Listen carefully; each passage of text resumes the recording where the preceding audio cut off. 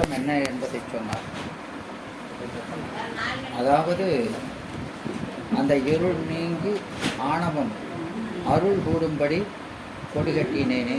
அப்போ அந்த கொடிகட்டுதனுடைய நோக்கம் ஞானத்தை பெறுதல், அஞ்ஞானத்திலிருந்து விடுபட்டு ஞானத்தினை பெறுதல், ஆணவ மலத்தை கெடுத்து ஞானத்தை விதிப்பிக்கும் அந்த கவியில் உள்ள அருள். அருள் கூடும்படிங்கிறது, அருள் என்பது ஞானம். அருள் கூடும்படி கொடி கட்டினேன் என்று நமக்கு சைவத்தில் நாம் செய்கிற கிரியைகள் அத்தனையும் ஞானத்தை நோக்கி என்று 10 சொல்கிறார்.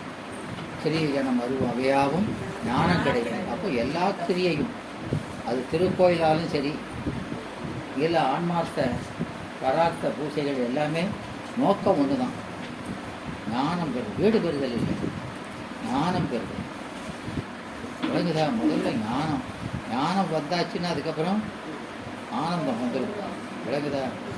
அதனால இங்கே இந்த பாட்டில்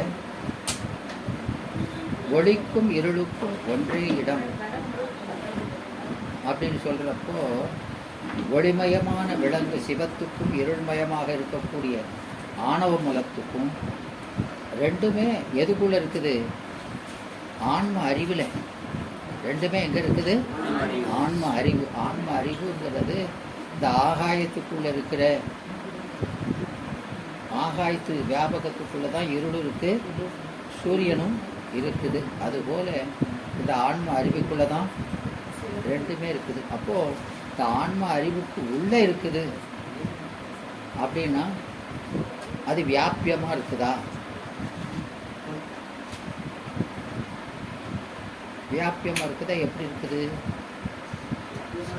ஆன்மா அவனுக்குள்ளே இருக்குது அப்படின்னா ஓகே. ஆன்மாக்குள்ளே அவன் இருக்கான் அப்படின்னா அது வியாபியம் ஆயிடாதா? ஆகுமா ஆகாதா? ஆனாலும் ஆகும். அப்படி இல்லைம்மா, அதுதான் அந்த மணிவாசகர் சொன்னது போல, உடையாள் நடுவுள் நீ இருத்தி, உடையாள் நடுவுள் நீ இருத்தி அப்படின்னா உடையாள் உடம்பு, நீ உயிர். இப்போ ஆன்மா உடம்பு, இறைவன் உயிர். அப்போ அதான் தலைமை. உயிர் என்ன நினைக்குதோ அது பிரகாரம் உடம்பு செயல்படும், அவன் நினைச்சபடி. அப்போ அதுதான் மூலம். விளங்குதா? அப்போ உள்ள வியாபியம் இல்லை. புரியுதா? எனவே அந்த அப்போ இந்த குற்றம் எப்படி இருக்கும் அப்படின்னா, குற்றம் என்பது குணத்தில் தான் இருக்கும். குற்றம் எங்கே இருக்கும்? குணத்தில் தான் இருக்கும். அப்போது அது நம்ம அறிவில் தான் அந்த குற்றம் இருக்குது. விளங்குதா? அப்போது உறவு பகை ரெண்டுமே உள்ளே இருக்குது. அப்போ ஒன்று உறவு, இன்னொன்று பகை. அப்போ உறவுனா என்னது, பகைனா என்னது? எது உறவு?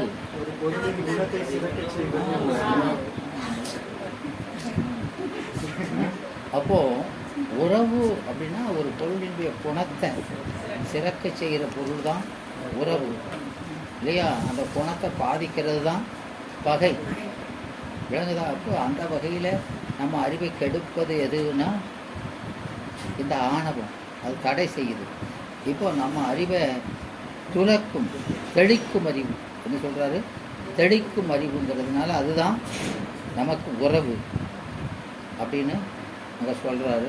அப்போது இந்த பௌதீக ஒளியும், இந்த ஒளியும் இருளும் என்பது, பௌதீக ஒளியும் இருளும் என்பது ஒன்று இருக்குது, தத்துவ பொருளாகிய ஒளியும் இருளும் என்று ஒன்று இருக்குது. இதுக்கே தத்துவம். அதுபோல அனாதி நித்த பொருளாகிய சிவமும் ஆணவமலம் அது ஒன்று இருக்குது. இருக்குதா இல்லையா? புரியுதா? புரியலையா? புரியலை. தத்துவ பொருளுங்கிறது சாத்விகமும் தாமசமும் கண்ணில் நிற்குதுன்னு சொல்கிற மாதிரியா, அது தத்துவம் இல்லையா, அது நிற்கிது, அதை வச்சு தானே கண்ணை விளக்குறாரு, அது தத்துவம். உலகத்தில் பௌதிக ஒளியும் இருள் இருக்குதா இல்லையா, அது இருக்குது. அதுபோல் நம்ம அறிவில் சிவம் இருக்குது, ஞானம் இருக்குது. அப்போ இருள் ஒளிங்கிறதே 3 விதமாக இருக்குது. கண்ணில் சொல்கிறது வேறு, உலகத்தில் சொல்கிறது வேறு, நம்ம அறிவில் சொல்கிறதுங்கிறது வேறு அப்படின்னு.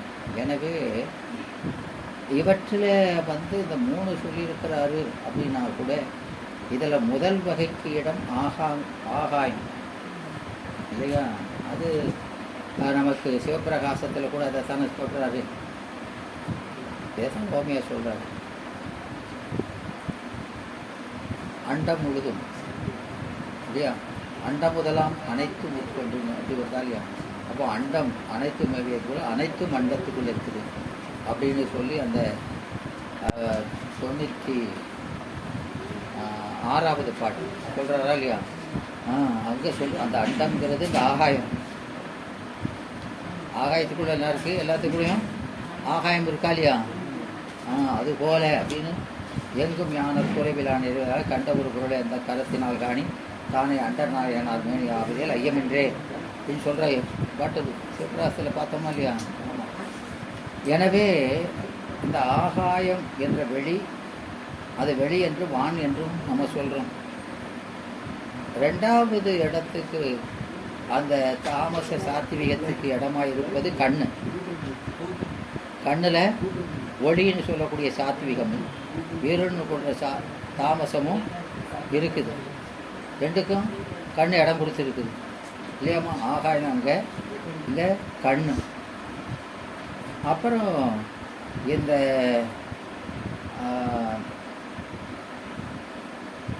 3ஆம் வகைக்கு இடம் அந்த சிவமும் ஆணவமும் நிற்பதுக்கு இடம் அந்த நித்தப்பொருளாகிய ஆன்மா இல்லையா. எனவே ஒளியும் இருளும் மறுதலை பொருள், பகைப்பொருள், விரோத சம்பந்தம் 2 இல்லையா. அப்போது ஒளி முன் இருள் நில்லாது, ஒளி முன்னாலே இருள் நில்லாது. அப்படி இருக்க இவை ஒரு பொருளையே இடமாக கொண்டிருந்தல் எவ்வாறு? அதான் நேடும் ஒளியும் நிறையிறதும் ஓரிடத்து கூடல் எரிது கொடிவினை என்பாடு சொல்கிறாமா. ஒன்றவாறு சொல்லி இன்றவாறு எவ்வாறு நீ இது கேட்குறாரா இல்லையா. ஆனால் இங்கே அதனால் இங்கே அந்த பொருள் அந்த இரு பொருளும் இருப்பதற்கு இடம் கொடுக்கும் தன்மை உடையது. 2க்கும் இடம் கொடுக்குற தன்மை உடையது எதுனா நம்ம அறிவு. அது நாம் ஆகாயம் 2க்கு இடம் கொடுக்குது இல்லையா. இருள் இருளாகி எல்லிடத்தில் எல்லாகும் பொருள்கள் இலையோ புவி அப்படின்னு சொல்கிறாரா இல்லையா. அப்புறம் தன்கடல் நீர் உப்புங்கிறோம் சொல்கிறோமா இல்லையா. எனவே இதெல்லாம் அந்த கடல் என்பது அந்த நீருக்கு இடம் கொடுத்துருக்குது, அதுக்கு அந்த வெளிதானே. அப்போ அந்த உப்பு நீர் உள்ள இருக்குது அப்படின்னு சொல்கிறோமா இல்லையா. எனவே அந்த இதில் சொல்கிறோம் வேளாண் நுட்பங்கள 3வது பாட்டு தானே மெய்ஞானதுங்கிற அது முத்திக்கு அது 11. இங்கே சொல்கிறது 7. மெய்ஞானம் தன்னில் விளையாது அசத்தாதல் ஞானம் வளைதெல்லாம் மெய்ஞானம் தானே உடன்று தன்கடல் நீருக்கு போல் சொல்கிறாரா இல்லையா. எனவே தானே விழாமாய்த்தான் அப்படின்னு இல்லையா. அப்போது அதில் அந்த தன்கடல் நீர் உப்பு இந்த 3 எதுக்கு ஓமையாக சொல்லப்படுது? கடல் வெளி, அதுக்குள்ளே என்ன இருக்குது? அந்த கடலாக சிவமும், நீராக ஆன்மாவும், உப்பாக மலமும் சொல்லப்படுது இல்லையா. ஆமாம். அப்போது அங்கே அந்த உப்பு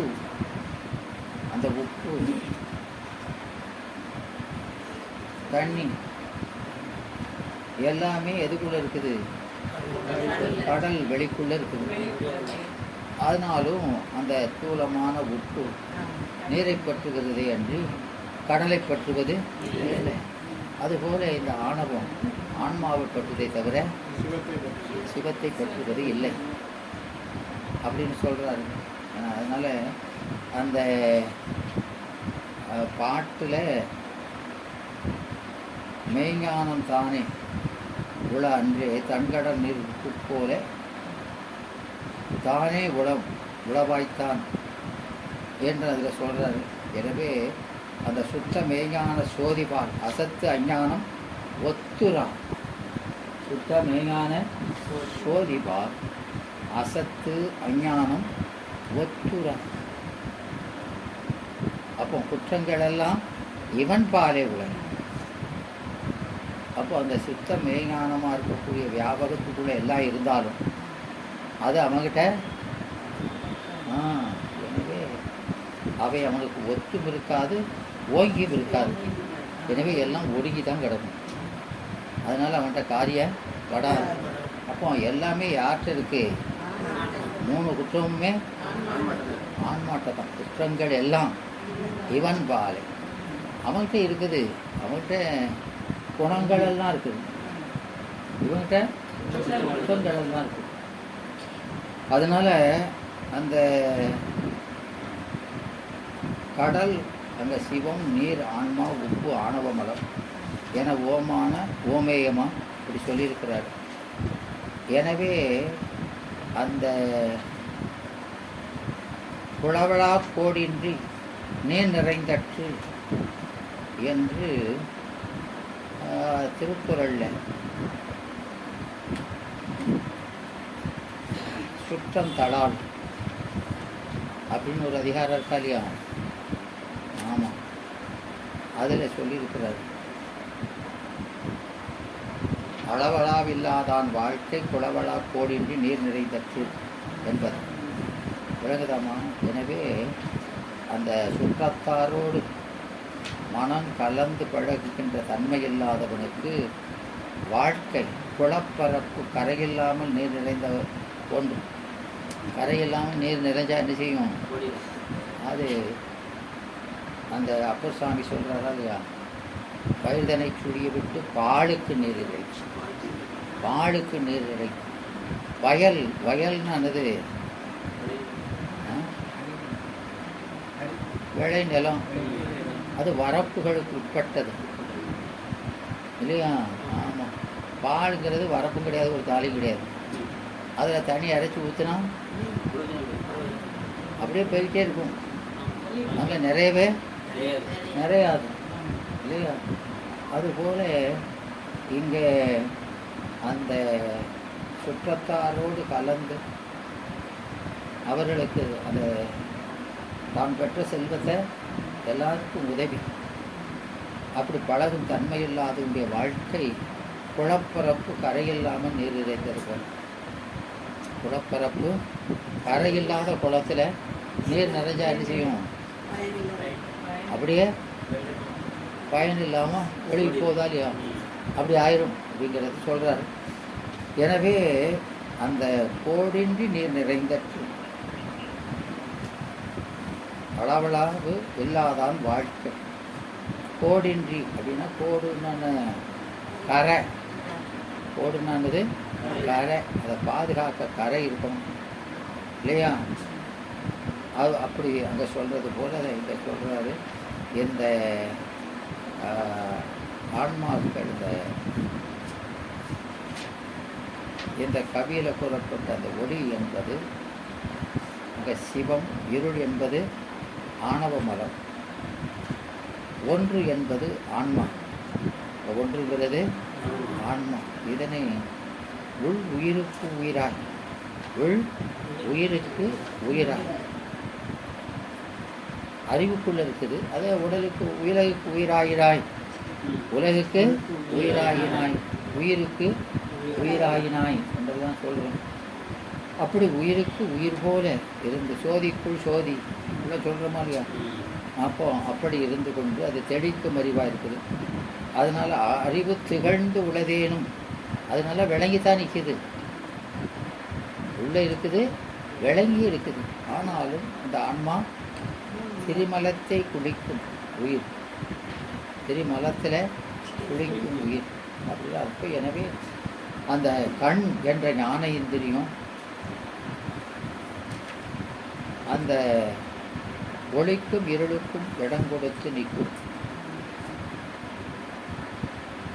என்பது எப்படி அப்படின்னா, கண் என்ற ஞான இந்திரியத்தில் நாம் பார்க்குற இந்த கண் இல்லை, இது உறுப்பு. இது என்னது? உறுப்பு. இந்த உறுப்பை பற்றி பேசலை, இதுக்குள்ளே இருக்கிற பொறியை பற்றி பேசுகிறோம். விளங்குதா? இது பொறி இடம். இதுக்கு என்ன சொல்லணும்? ஆமாம். எனவே அதில் தைசத அகங்காரம் என்ற தத்துவத்தின் பரிணாமம் அங்கே அந்த அது சத்துவ குண மாத்திரையாக பரிணமித்து நிற்பது தைச அகங்காரம் இல்லையம்மா. அகங்காரத்தின் 3 கூறில் தைசத அகங்காரம் அப்படிங்கிறது சாத்விகம் அதிகமாக இருக்கக்கூடிய கூறு. அந்த கூறில் மற்ற 2ம் கம்மியாக இருக்குது. அந்த சத்துவ குணசாரம் ஒளி போன்றது, அந்த தத்துவ குணசாரம் ஒளி போன்றது, அந்த தாமச குணசாரம் இருள் போன்றது. எனவே கண்ணின் தெரியும் இந்த 2க்கும் இடம் கொடுத்து நிற்கிது. கண்ணுங்கிறது அது பார்க்கறதுக்கு சாத்தியம்தான், அதான் அதிகமாக இருக்குது. இருந்தாலும் அதில் என்ன இருக்குது? தாமசமும் இருக்குது. அதுதான் நமக்கு இந்த கண்ணை ஆன்மாவுக்கு ஓமாமா சொல்கிறாங்கன்னா, அந்த சிவத்தை சொல்லும்போது அவனுக்கு அதான் நாம் நன்றுடையான் தீயதே இல்லாங்கிறோம். விளங்குதா? அப்படி தனியாக இந்த சத்துவ ராச தாமச குணங்கள் தனியாக ஒரு பொருளிடத்தில் இருக்காது. தனி சத்துவமாக, தனி ராசதமாக, தாமசமாலாம் அப்படி இருக்காது. 3ம் கலந்து தான் இருக்கும். அப்போது ஆன்மாக்கிட்ட குணமும் குற்றமும் கலந்து, அதான் பசு கூட குறையாக இருக்கும். ஆனால் இவன் அக்குமா இருக்குது சாத்விகம், அப்படிலாம் சொல்ல முடியாது. 2 எல்லாம் தான். அப்போது இந்த ஆன்மாட்ட அந்த தைசத அகங்கார கண்ணில் அதுவும் இதுவும் இருப்பது போல இந்த ஆன்மாட்ட 2மே இருக்கு அப்படின்னு சொல்கிறேன். ஆமாம், தெரிந்து சாத்வீகமையாக அங்கே. ஆமாம், அது அந்த சாத்வீகத்துக்கும் சொல்கிறாரு, அந்த அந்தக்கரணத்துக்கும் சொல்கிறார். 5 அது 5 அறிவுன்னு சொல்லலை, 5 பேரறிவு. இதெல்லாம் என்ன அறிவு? சிற்றறிவு இல்லையா? ஏன்னா அந்த பாட்டு ரொம்ப ரொம்ப முக்கியமான பாட்டு. ஏன்னா நாம் குறிகளுக்கு எட்டாதவம்னு சொல்லியிருக்கோம் இல்லையா? 5 பேரறிவும் கண்களேயாக அளப்பெரும் கர்ணங்களாகவும் இதேயாக. எனவே இந்த கருவிக்கு எட்டாதவனை எப்படி பார்க்கறது? ஏன்னா அந்த சுந்தரமூர்த்தி சுவாமிகள் இதிலேயே அப்புறம் வரக்கூடிய பாட்டில் பின்னால் அதுக்கு அர்த்தம் சொல்கிறார். பூண்ட 5 புறப்படாத இன்பம் என்ன சொல்கிறாரு? பூண்ட 5 புறப்படாத இன்பம். அப்போ விளங்காரு என்ன சொன்னார்? மயங்கக்கூடாது. விளங்குதா? அது என்ன அப்படின்னா, அது அந்த ஞான சம்பந்தரை பற்றி சேக்கிழார் பெருமான் சொல்லும் போது சொல்லியிருக்கிறார். உணர்வின் நேர்பர வரும் சிவபோகத்தை 5 அளவிலும் எளிவர அருளினை. அப்போ அந்த பொறிகளும் பார்க்குற மாதிரி பெருமான் அருள் புரிஞ்சிருக்கிறாரு. அந்த அறிவில் நினைஞ்சது இப்போ நாம இந்த பாசஞானத்தாலும் பசுஞானத்தாலும் பார்ப்பரிய பரம்பரன் அப்படின்னு சொல்லியாச்சா இல்லையா? 9 தான் சொல்றாரு, அப்படித்தானம்மா சொல்றாரு. ஆனா 12ல் அசிந்திதனாகிய பதியை சிந்திதனாக கண்டு வழிபடுமாறு உணர்த்து முதலிற்று அப்படின்னு சொல்லியிருக்காரா இல்லையா? அப்படி சொன்னாரு.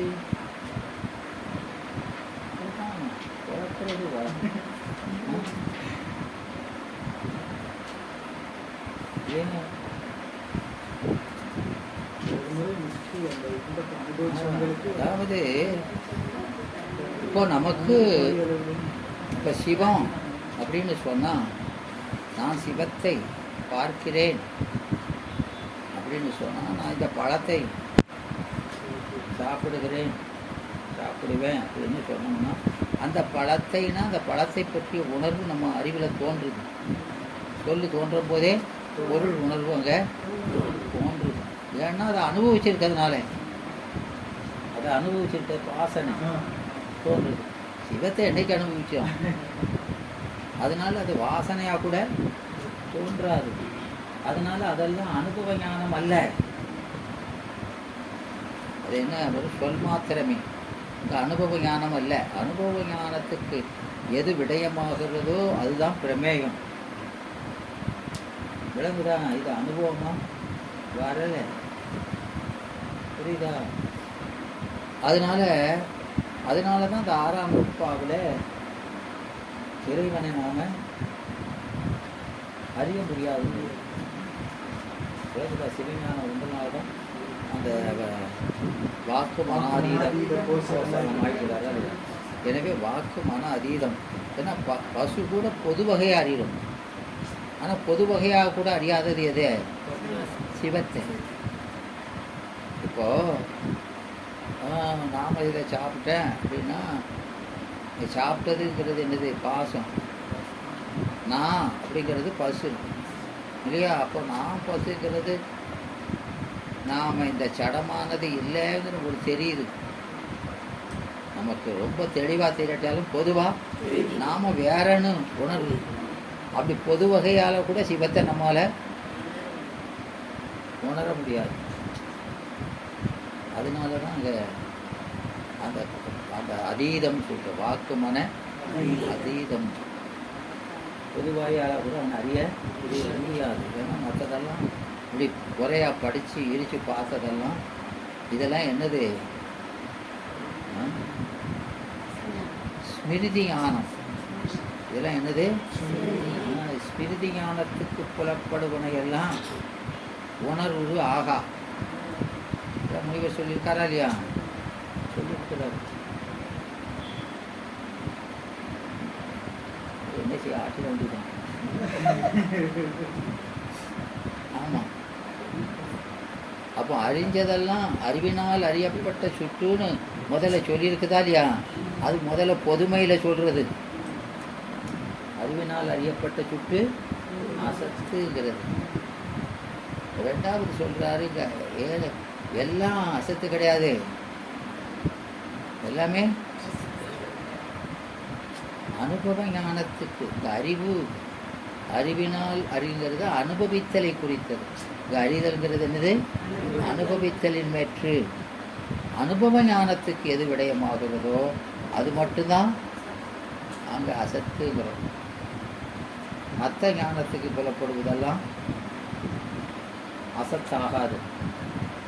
புரியுதா சார்? அதுதான். அது எது போல அப்படின்னா, பொதுக்காட்சி ஐயக்காட்சிகள் ஆன்மாவுக்கு அனுபவமாவாதது போல அப்படிங்கிற. ஓ, அது வேறையா? அப்போ அது தெரிஞ்சுக்கணும். அதெல்லாம் வெறுமனை வந்துட்டு போதே தவிர அது அனுபவமாக வராது. ஏன்? அது புத்தி மூலம் வந்தால் மட்டும்தான். அது சாத்விக ராசத தாமச ரூபமாய் சுகதுக்கமாய் அறிஞ்சால் மட்டும்தான் அது அறியப்பட்டது அனுபவம். விளங்குதா? மற்றதெல்லாம் கிடையாது. அதனால இங்கே அந்த சத்துவகுணசாரமாகிய ஒளிக்கு துணை ஒளியாகிய விளக்கொடி. இப்போது இந்த கண்ணில் நமக்கு சாத்விகம் அதிகமாக இருந்தால் கூட அந்த சாத்விகத்தினுடைய இது கூட அதிகமாக இருக்கிறதுனால இது வியாபகம். இந்த கண் மற்றவற்றை நோக்க இதனுடைய ஆற்றல் வியாபகமாக இருக்குது. அந்த வியாபகத்துக்கு எல்லைக்குள்ளே இருக்கிறதெல்லாம் அது பார்க்குது. பார்க்குதா இல்லையா? ஆமாம். அதனால அது அந்த ஒரு பொருளானது அந்த விடயத்தோடு இசைத்தன்றி அந்த பொருளை அறிவது இல்லை. சன்னதி மாத்திரையான அறிதல் இல்லை. புரியுதா? அப்போ காட்சிங்கிறது இந்திரிய விடய சயோகம். அந்த பொருள் இந்திரியம் போய் அந்த விடயத்தோட கூடணும். கூடாதபடி என்ன இல்லை அனுபவம். அதனால வெறுமனம் முன்னால் வைக்கிறதுனால பார்க்கறதுங்கிறது அது தார்க்கிகர் கொள்கை.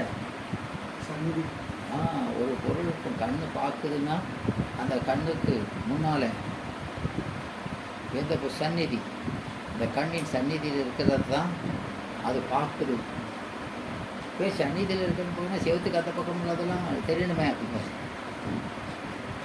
இது சந்நிதி தானே இருக்கு, அது இடையிலேருந்து மறைக்கலாம். இந்த செவர் இடையிலேருந்து மறைக்கலாம். செவர் மறைக்குது அப்படின்னா கண்ணாடி இருக்குது, கண்ணாடின்னா அதை மறைக்கலையே, இடையில அது இருக்குது இருந்தாலும் மறைக்கலையே. அப்போ அந்த கண்மொழியை எது தடை செய்கிறதோ அது தடை செய்தால் அது மறைக்கலன்னு சொல்லுவானா இல்லையா? அப்போ கண்மொழி செல்லுதா இல்லையா? அப்படி சொல்கிற விளங்குது. இப்போ கண்மொழியை அது தடை செய்யுது, இது தடை செய்யலைன்னு சொல்லுவான். எது வச்சா என்னமா அதையும் சொல்லணும். விடைய ஒளி கண்ணுக்கு வருது அடையுதுன்னா அந்த மாதிரி ஒரு பதிலையும் விடயத்தில் ஒளி ஏது அந்த ஒளிக்கோணம் அதில் படுது, அதில் பட்டு அதுக்கப்புறம் கண்ணில் படுது அப்படின்னு நீங்கள் சொன்னால், இப்போது நாம் அந்த முதுகுக்கு பின்னால் இருக்குது, முதுகுக்கு பின்னால் ஒரு பொருள் இருக்குது, அது நம்ம சந்நிதியில் இல்லை, பின்னால் இருக்குது. அந்த பொருளை நாம் பார்க்குறோம்.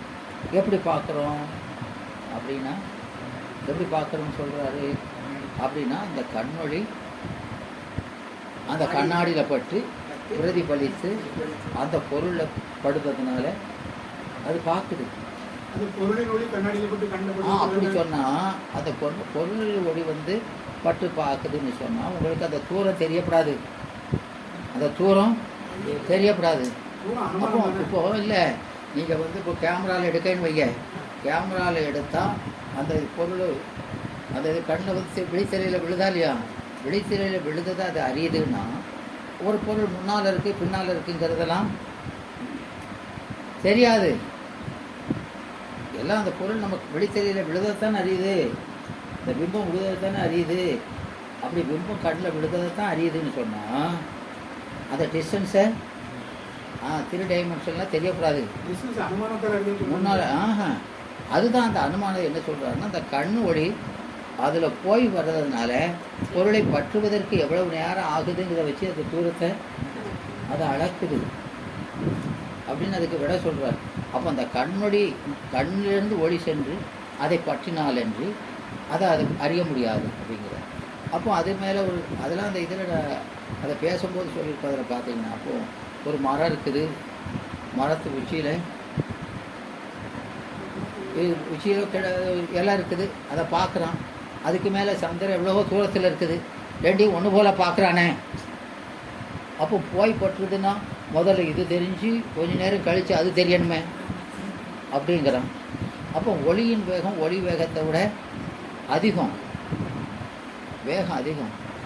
ஆனாலும் இது ரெண்டுக்கும் கால வேறுபாடு உண்டு. அதனால் நம்மளோட அந்த வேறுபாடை அளவுக்கிற அளவுக்கு அந்த வேறுபாடு இல்லை. அது எப்படின்னா, ஒரு 1000 தாமரை இலைகளை வைத்துக்கொண்டு நாம் ஒரு கம்பியால் குத்தும்போது ஒரே குத்தில் குத்திட்டோம். ஒரே குத்தினா ஒவ்வொரு இலையாகத்தான் துளைச்சிருக்கும். ஆனால் நமக்கு அந்த கால வேறுபாடு அறிய முடியாமல் இருக்கா இல்லையா? அதுபோல் இதுவும் அந்த இதை பற்றினதுக்கு அப்புறம் தான் அதை பற்றும். ஆனால் அந்த வேறுபாடு நம்மளால் அறிய முடியாது. அந்த அவ்வளவு ஸ்பீடாக இருக்குது, லைட் வேகம் அவ்வளவு கூடுனது, அதனால அது தெரியல. இதெல்லாம் முனிவர் அதில் சொல்கிறாரு. இந்த மாதிரி கேள்விகள்லாம் அதில் 16 கேள்வி என்னவோ கேட்குறாரு இந்த கண்ணுக்கு. அது ஒன்று ஒன்றுக்கும் இந்த மாதிரி சொல்லி இதெல்லாம் பொருந்தாது, அந்த பொருள் மேலே பட்டு அந்த ஒளி இங்கே வருது அப்படின்னு சொல்கிறதும் பொருந்தாது அப்படிங்கிறார். விளங்குதா? ஏன்னா அந்த பொருள் மேலே பட்டு அந்த ஒளி படுது, அந்த பொருள் தான் அந்த ஒளியை கொடுக்குது, இந்த கண்ணுக்கு உருவத்தை காட்டுது அப்படின்னா, அப்போ அந்த ஒளி காட்டுதுன்னா குருட்டு கண்ணுக்கும் அது காட்டணும், கண்ணு ஒளி இல்லாத கண்ணுக்கும் அது காட்டணும். அதுக்கு காட்ட முடியல. அப்போ அந்த எந்த கண்ணில் ஒளி இருக்குதோ அதுக்கு தான் காட்டுது. அதில் முக்கியமாக அந்த டிஸ்டன்ஸை பார்க்குறதுக்கு அது சென்று பற்றினாலன்றி அந்த கால வேறுபாடு அறிந்து கொள்ள முடியாது. அதனால அது போய் தான் படுது. அப்போ இந்த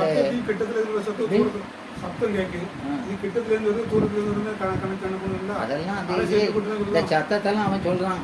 நீங்கள் சொல்கிற கேள்வியை கூட அவனே கேட்கான். அதுவும் இதே போல் இப்போ சத்தமும் கொடுத்துருந்து கேட்குறோம். அப்போ இதுவும் சென்று பட்டுதுன்னு ஏன் சொல்லக்கூடாது அப்படின்னு இந்த கேள்வியெல்லாம் அவனே கேட்கணும். அப்படிலாம் சொல்லக்கூடாது. ஏன் சொல்லக்கூடாது அப்படின்னா, சத்தம் நீங்கள் வண்டியில் தான் போகிறீங்க, பின்னால் உட்காந்துட்டு பேசணும், பக்கத்தில் தான் இருக்கும். காற்று போகும்போது பின்னால் பார்க்க அடிச்சுன்னா முன்னால் இருக்குன்னு கேட்க மாட்டேங்குது. விளங்குதா? அப்போ அந்த காற்று எதிர் திசையில் அடித்தா கேட்க முடியல பக்கத்தில் இருந்தாலும். ஆனால் தூரத்தில் இருந்தாலும் காற்று வந்தால் அது அந்த ஒலி கேட்குது. அப்போ காற்று தான் அந்த ஒலியை கொண்டு வருது. அதை நீர்த்தரங்கம் போல அப்படி வட்ட வட்டமாக ஒலி போடுறமா இல்லையா, அப்படி வந்து தான் அது காற்றை அணுகுது. விளங்குதா? இந்த காது சென்று செவி சென்று பற்றுவதில்லை. அது மனத்தையும் அப்படி சொல்கிறான். இப்போ மார்க்கெட் வழி இங்கே போகிற மீன் மார்க்கெட்டு அப்படின்னா தூரத்தில் வரும்போதே நாறுதாரியா, அப்போ அது சென்று படுதுன்னு சொல்லக்கூடாதா அப்படின்னா கூடாதே. ஏன்னா அந்த காற்றில் அது வருது. அதனால் இது ஒன்று தான் சென்று பட்டுது. அதுக்கு காரணம் இந்த சாத்திய குணம் அதிகமாக இருக்கிறது, மற்றதெல்லாம் நின்று தான் பற்றும் அப்படிங்கிறது கேள்வி. அதான் பல கேள்விகளை கேட்டு என்னென்ன கேட்போமோ அத்தனையும் அதுக்கு வேஞ்சக ஒளி, அப்புறம் சாத்வீகம் எல்லாமே சேர்ந்தா தான் ஒரு பொருள் பார்க்க முடியுமா? இல்லை, அந்த கண்ணுக்கு சாத்வியம் தான் காட்சியை கொடுக்குது. அந்த தாமசம் எல்லாம் மறைக்குது. அந்த வேஞ்சகம்ங்கிறது துணை, அந்த துணை தான். இப்போ அந்த கண்ணுக்கு சாத்விகம் இருந்தாலும் அந்த சாத்விக குணத்தை வச்சே அது பார்க்கல. அந்த சாத்விக குணத்துக்கு வேற இன்னொரு ஒளின்னு ஒன்று வருதா இல்லையா? இப்போ கண்ணு உங்களுக்கு நல்லா இருந்தாலும் லைட்டை போடணும் கேளா இல்லையா? அந்த லைட்டு அதான் வேஞ்சகம். இது சாத்விகம் தான் உங்களுக்கு கண்ணுடைய குணத்தை விளக்கி நிற்குது. விளங்குதா? இது அந்த விளக்கத்தை துணை செய்கிறது வியஞ்சகம். விளங்குதா? எனவே அது அந்த வியஞ்சகமாக இருக்கிறது பூதவொளி, இது குணம். விளங்குதா? எனவே அது தீயின் கூறு, இது சாத்விகம்ங்கிறது. இது தைசதாங்காரத்தில் வரக்கூடிய கண் என்ற பொறியினுடையது. விளங்குதா? அது தீங்க பூதத்தினுடைய குணம். விளங்குதா? அப்போ அது வியஞ்சகமாக நின்று இந்த இதில் இருக்க இந்த தாமசங்கிறத நல்லிவை பண்ணுறதுக்கு அதில் இருக்க சாத்விகம் உதவுது. எனவே அந்த வியஞ்சகம் இல்லாமல் பார்க்க முடியாது. வெறுமன கண் இருந்தாலும் நமக்கு, அதுபோல் இந்த ஆன்மாவுக்கு அந்த சிவம் இல்லாமல் பார்க்க முடியாது. சிவத்தினுடைய அறிவு இருந்தால் கூட நாம் சிவம்ங்கிற ஒரு இது இல்லாமல் பார்க்க முடியாது. ஏன்னா நாம் அறிவு விளங்கும் அறிவு தான். கண்ணுக்கு ஒளி இருந்தாலும் அதுக்கு விளக்குறதுக்கு ஒரு வேஞ்சக வண்டி இருக்கா இல்லையா? அதே போல தான் ஆன்மா. அப்படின்னு இந்த கண்ணையும் ஆன்மாவுக்கு சொல்கிறோங்கிறது அதுக்கு பல காரணங்கள் காட்டுறாரு. எனவே எங்கள் ஆன்மா அறிவு அதான் ஒன்று மேலிடில் ஒன்று ஒழிக்கும் என்பது இந்த ஆன்ம அறிவு சத்துவ குணசாரமாகிய ஒளி போன்றது, மலம் தாமச குணமாகிய இருள் போன்றது. அதுக்கு இதுக்கும் ஓமையாக சொல்கிறாரு.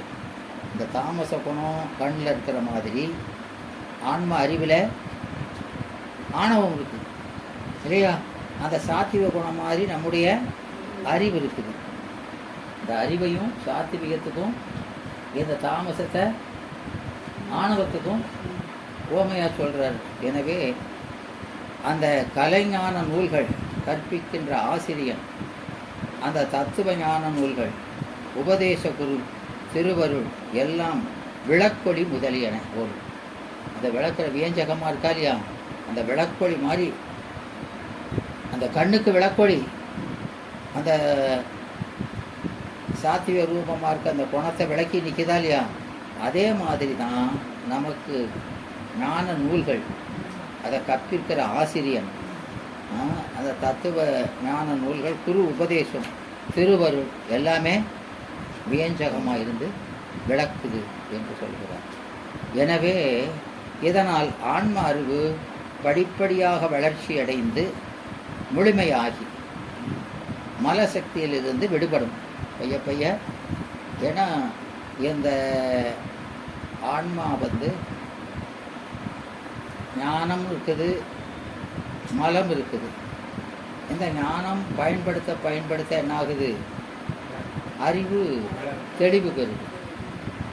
சடம் பயன்படுத்த அப்போது இந்த வினைக்கு தகுந்தாப்புல ஒவ்வொரு விடயத்தை அறிஞ்சு அனுபவிக்க இந்த மலங்கிறது தேயுது, நம்ம அறிவு வழங்குது. அப்போது அதனால நம்ம அறிவு கொஞ்சம் கொஞ்சமாக பூஸ்டாக இதனுடைய ஆற்றல் குறையிறதுனால நமக்கு கொஞ்சம் கொஞ்சமாக அறிவு விளங்கி அப்புறம் நாம் சிவபுண்ணியங்களை செய்ய ஆரம்பித்து, அதுக்கப்புறம் முதல்ல நிகழ்ந்தது மந்த தரமாக நிகழ்ந்து, அதுக்கப்புறம் மந்த தீவிரதரம்னு முதல்ல தான் ரொம்ப கஷ்டம். மேலே போயாச்சுன்னா ரொம்ப வேகமாக நிகழும் அப்படிங்கிறார். எனவே இந்த ஆன்மாவுக்கு கண் ஓமையாக கூறப்படுகிறது. ஒன்று மேலிடில் ஒன்று ஒளிக்கும். ஒளிங்கிறது சிவம். மேலிடின் இருள் சிறிது வழிகெட்டு ஒடுங்கத் தொடங்கும். அந்த இருள் மலம் மேலிட்டால் அங்கே சிவம் ஒழிக்கும். சிவம் ஒழிக்கும் என்பதற்கு வலிவு கெட்டு ஒடுங்கத் தொடங்கும் என்று அப்படி நாம் பொருள் சொல்ல, அது எதுக்கும் ஒடுங்காது இல்லையா? இங்கே சிவ ஒளி எப்பொழுதும் வளர்ந்து பரவும் தன்மை உடையது இல்லையா? மலை இருள் எப்பொழுதும் சிறிதாக வலிமை கெட்டு தேயும் இல்லையா? அது நாம் 8ஆம் நூற்பாவிலே பார்த்துருக்கோமா இல்லையா? உலவியல் அரண் பாதம் அப்படிங்கிறாரா இல்லையா? எனவே அந்த மலசக்திக்கு போல திருவருளுக்கு மெலிதல் என்பது கிடையாது. அதனால் இங்கே அப்போ இறுதியில் முழுதும் நீங்கும் தன்மை உடையதாக இருக்கும். இந்த ஆன்மா மாயா காரியங்களாகிய தத்துவங்களை துணை கொண்டு அறிய முற்படும் பொழுது மலம் தனது அதோனியாமியா சக்தியால் விடயங்களை அறிந்து அவற்றில் வெறுப்பு கொண்டு அதனால் இந்த எல்லாத்துக்குமே காரணம் என்னதுன்னா இந்த அதோனியாமியா சக்தி, ஆணவம், அந்த போச்சிருத்துவம்னு நிகழ்ந்ததுனால தான் நமக்கு இந்த விடைய இச்சையே வருது. அப்போ அந்த மலம் தேய விடைய வெறுப்பு படிப்படியாக வந்துடும். விளங்குதா?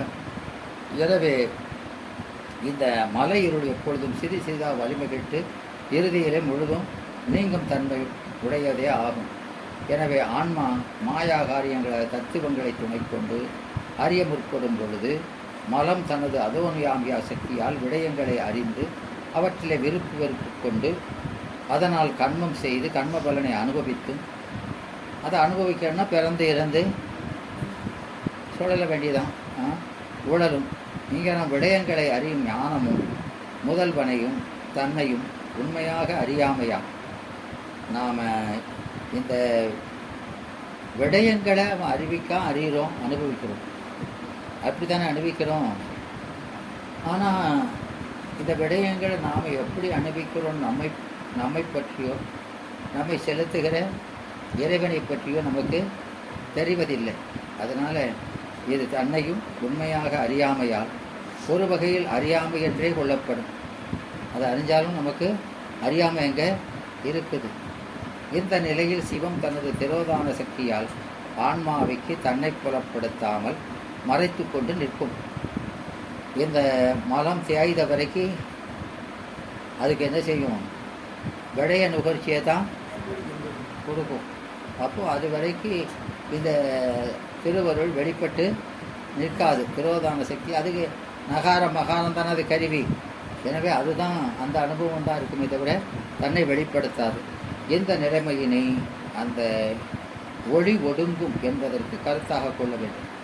இப்போ ஒளி ஒடுங்குதுன்னா ஒளி ஒடுங்கலை இல்லையா? தித்திக்கும் பால்தானும் கைக்கும் சொன்னது போல் நமக்கு அந்த தித்திக்க பொருள் மீது கூட இச்சை வரல.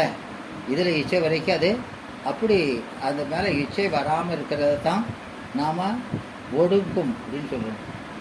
இது மேலிட்டா இருள் மேலிட்டா ஒளி ஒடுங்கும்னு சொல்கிறது. ஒளியின் மீது இச்சை ஒடுங்குங்கிறது. அது அந்த வாசியில் ஆசையின்றி கருவழி சுழலும் அப்படின்னு சிவபிரகாசத்தில் வருதா இல்லையா? அதே தான். எனவே அப்புறம் இந்த ஆன்மாவுக்கு இந்த மாயா காரியங்களை தத்துவ அதை துணையாக கொண்டு அறிய முற்படும் போது மனது அந்த இறந்து பிறந்து வரும் விடயங்களை அறிய ஞானமும் முதல்வனையும் தன்னையும் அறியாது. அப்புறம் இந்த நிலையிலிருந்து நாம் இருள் அடராது. எனினும் இருள் அடராது. நமக்கு அந்த ஒளி ஒடுங்கி இருந்தால் கூட நம்மகிட்ட இருள் என்ன செய்யாது? அது ஒளியை ஒடுக்காது. எந்த காலத்தில் இருள் என்ன செய்யாது? ஒளியை அது மின்மினி அளவு இருந்தாலும் சரிதான், அந்த ஒளி என்ன செய்யும்? ஒரு தீக்குச்சிமா அதை பொருத்தி வச்சோம்னா அது அந்த அளவுக்கு இருளை அடக்கித்தானே நிற்குது. எனவே அந்த ஒளி என்பது எப்போதும் இருளை அடக்கும். அதனால் இருள் என்ன செய்யாது? ஒளியை அடக்காது. ஒளியை ஒரு காலம். அப்போ அந்த இருள் மேலிடுதல்னா அந்த ஒளி ஒடுங்கினால் மெலிந்தால் இது ஓங்கும் அப்படின்னு சொல்கிறார். எனவே இங்கே அனாதி கேவலத்தில் கிடக்கும் ஆன்மாவுக்கு சிவம் தனது சக்தியினால் தனுகரணாதிகளை கொடுக்கும். ஆகையால் அந்த நிலைமையில் சிவமே மேலிட்டு நிற்கும். இதிலிருந்து தான் மனத்தின் வழி குறையத் தொடங்குது. அப்போ மலம் வலிமையாக இருக்கிறதுக்கு குறையதுக்காக தான் என்ன சொல்கிறாரு? தனிகரணாதிகளை இறைவன் கொடுக்குறாரு. தனுகரணாதிகளை கொடுத்தா என்ன செய்கிறோம்? தனுகரணாதி கொடுத்தா நம்ம செய்கிறோம் ஏமா இந்நிலையில் அந்த சுத்தம், 7 சுத்த அசுத்தம், 3 அசுத்தம் இதெல்லாம் கொடுக்குறாரு.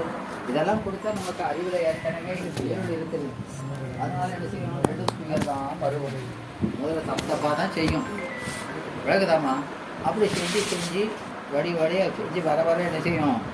இந்த வினை பெருக்கதை அனுபவிக்க கொஞ்சம் கொஞ்சமாக மலம் தேயுது. அப்போ தேய அந்த அஞ்ஞான கர்மமாக செஞ்சுட்டு இருந்தது கொஞ்சம் கொஞ்சமாக மாறி அப்புறம் சிவபுண்ணியம் செய்ய ஆரம்பிச்சு அப்புறம் அது பெருகி அதுக்கப்புறம் குரு இதை ஞான உபதேசம் செய்து அந்த சாதனத்தில் நின்று, அவர் சொன்ன பிரகாரம் சாதனத்தில் நின்று நாம் அவருடைய துறையினாலே இதை பூரா முழுமையாக நீங்கி அருளை கூடுகிறோம் என்று அங்கே சொல்கிறார். எனவே மலம் அனாதி நித்த பொருள் ஆதலின் அதற்கு கேடு சொல்வது இல்லை. மலத்துக்கு என்ன சொல்லக்கூடாது? கேடு சொல்லக்கூடாது. அது நாம் அந்த உண்மை விளக்கத்திலே படிச்சிருக்கோமா இல்லையா? வாக்கு மனம் இறந்தவான் கருணை ஆளன் தாக்கையிலவே நிற்கும் தனி முதல்வா நீங்கா பதியினை போல் நித்தம் பசுபாசம் என்றாய் கதி இடத்து மூன்றினையும் காட்டு. முதலில் எல்லாம் நித்தம்னு சொன்னியே, பிறகு இது பாசம் பெயரும் அழிஞ்சிரும்னு சொல்கிறீங்களே, அது எங்கே போச்சு அப்படின்னு கேட்குறாரா இல்லையா? எல்லாம் தான் இருக்குது அப்படின்னு சொல்கிறாருலாமா அந்த பாட்டு. இந்த 50வது பாட்டு புத்தி தண்ணீர் 3 முதல் மொழியை கேள் அப்படின்னு சொல்கிறாரா இல்லையா? அதனால் ஏன்னா அந்த ஆணவ மலம் என்பது அந்த மலம் அழியறதில்லை, அழிந்திடும் சக்தி நித்தம் அழியாது. அது எதுக்கு சொல்லியிருக்காரு? என்னம்மா? சிவபிரகாசம். சிவபிரகாசத்தை சொல்கிறாரா இல்லையா? ஆமாம். அப்போது அதனுடைய காரியங்கள் தான் அழியுமே தவிர காரணம் நிற்கும் என்று. அதனால் ஏனினும் இருள் அடராது. ஆணவமல்ல இருள் சிவ ஒளியை தாக்கி வழிகடை செய்யாது. அடர்தல்ங்கிறது அடக்குதல். அடர்தல்ங்கிறது அடக்குதல். அதை அடக்க முடியாது. இது அதனால் இந்த ஆணவத்துக்கு அந்த ஆணவத்தினுடைய அது சடம் அது அந்த ஆற்றல் படிப்படியாக குறைஞ்சிக்கிட்டே வருது. நம்ம இது பண்ண சிவபுண்ணியம் செய்ய செய்ய அது குறைஞ்சிக்கிட்டே வருது. அதுக்கப்புறம் ஒரு நிலையில் அது மறைக்க மாட்டாத நாம் ஆவாகர சக்தி, அதோனியாமியா சக்தி, அந்தர்பாவித சக்தி, அந்தர்கத சக்தின்னு நாம் 4 ஸ்டேஜாக. அப்போது அது கேவலத்தில் எப்படி இருக்குது, சகலத்தில் எப்படி இருக்குது, சுத்தல் எப்படி, முத்தியில் எப்படி இருக்குன்னு அப்போ அது படிப்படியாக ஆற்றல் மாறிக்கிட்டே வருதா இல்லையா? அதை சொல்லியிருக்கிறாரு. எனவே நான் போமா 4 மணி ஆகிட்டு.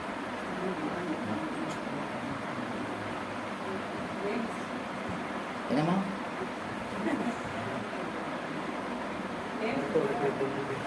என்ன சொன்னீங்க?